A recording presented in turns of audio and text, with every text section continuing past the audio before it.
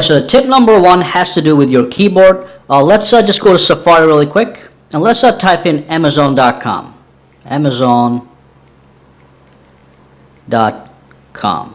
Okay, so as you can see, we made a mistake while we were typing. So what you can do is you can use your keyboard as a trackpad. You do that by doing a 3D touch on the keyboard. It turns into a trackpad, and then you can precisely manipulate the cursor and put it exactly where you want it, and then make the modifications, and then you can go to the right website.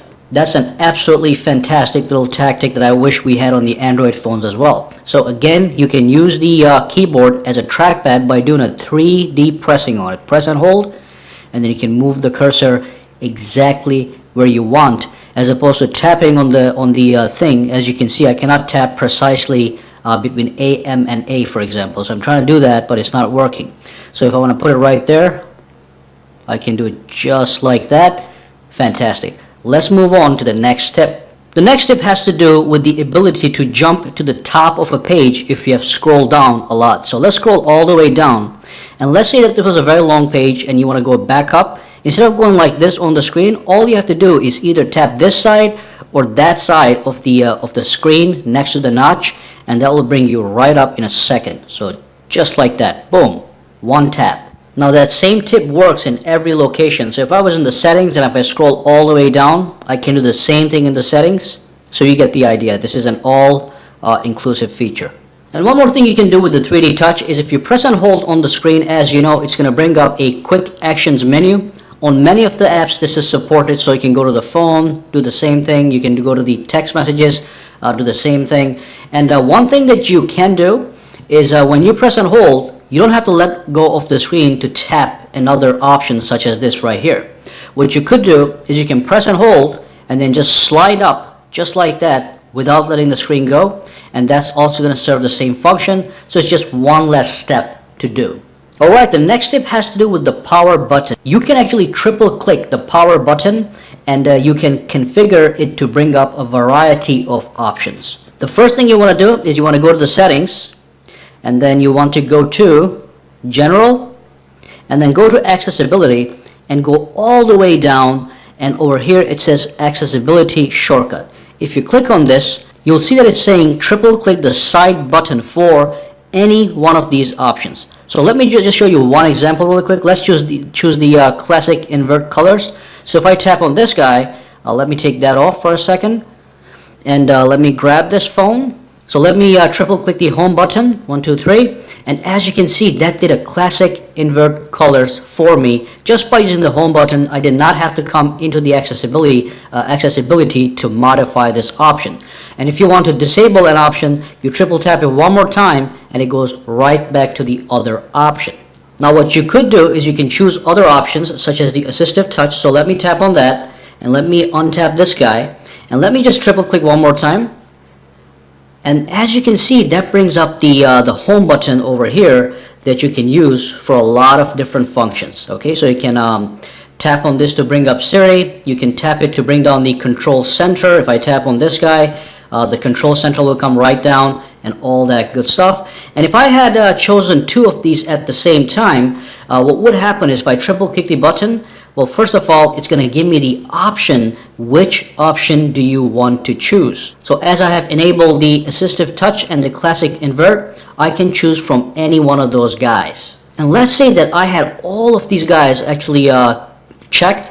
If I press press the home button, all these options will come up at any screen. Alright, so let's move on to the next tip. Alright, the next tip has to do on how to lock your notes, so you can create secure notes and put them on a lockdown. So let's launch the Notes application, and let's say that you want to create a brand new note. So let's create that right now, and let's just say this is a secret note with sensitive information. After you have created your note, all you want to do is tap this button here next to where it says Done, and at the bottom here it's going to say Lock Note.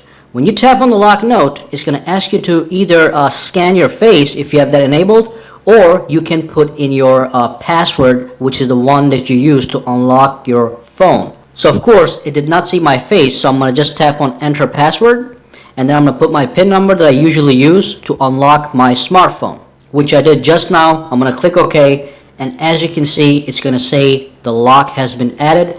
So over here, you're going to see a little lock symbol. Right now, it is unlocked because I'm inside the note, but I can click on this and it locks the note. Then I go back out, and as you can see, it's going to retain the title because that's the only thing I entered, but it's not going to show you any of the actual contents. So if I want to view this note, I tap on view. It's going to try to scan my face first using the Face ID, and when that's not going to work, it's going to ask me to put the password in. Let me do that really quick. I'm going to show you one thing. So the first line is always the title. So if I go down here and I add some extra stuff and I click done and I lock this out and I go back out, as you can see, you cannot see the contents like you would see over here. And of course, when somebody presses it, it's completely hidden. Alright, so make sure to utilize this awesome feature. Alright, so when you buy your iPhone 10, what happens is you get 5 gigabytes of free iCloud storage. But you're probably not aware that you can actually increase that all the way up to 50 or 100 for a very low price right in your iPhone 10 in case you need to back up your phone entirely to the cloud. So what you want to do is you want to tap on the settings and you want to go all the way up where you have your account card. You tap on this guy and then go to iCloud, and from here tap on manage storage.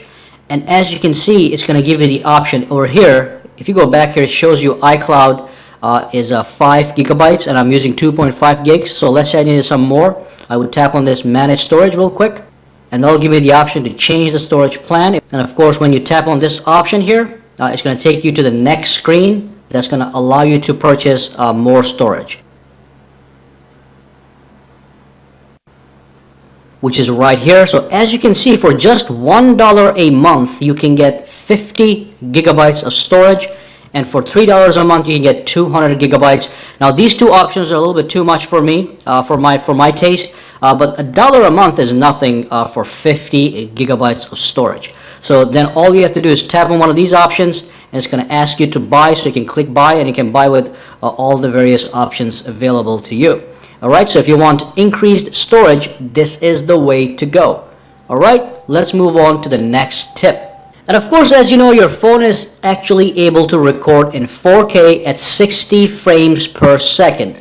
But there's two, you have to actually go and enable that in the settings. If you go to the camera, and if you go to video, by default, it's just going to record whatever your phone comes with. In this case, it is recording at high definition at 60 frames per second. So if you want to record in 4K, what you have to do, you have to go back into the main screen, right? And then scroll down to where it says camera, which is going to be somewhere right here. So tap on camera, then tap on record video. And at the bottom, make sure you choose 4K at 60 frames per second for maximum quality. And also remember, when you do 4K at 60 frames per second, it takes a lot of space on your phone.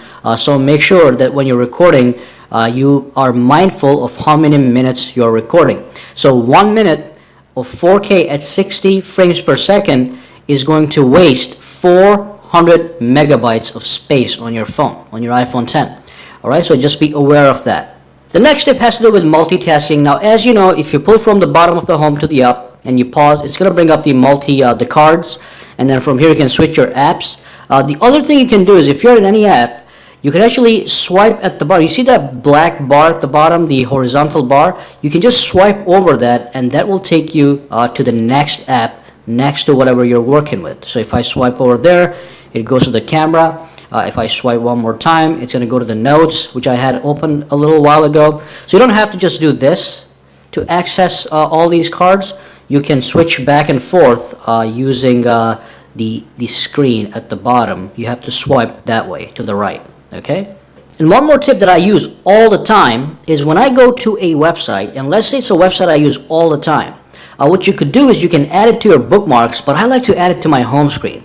So I go to Amazon.com. It's something I use all the time. I tap this guy here, and what I do is I go over here, and it says add to home screen. I click that. It's going to ask me the name of the shortcut, which I'm going to, let's just say A, and it goes to that website. That's the address of the actual website. I click add, and then you're going to see that it goes right onto your home screen. So when I tap this guy, it's going to launch Safari and go straight to Amazon.com.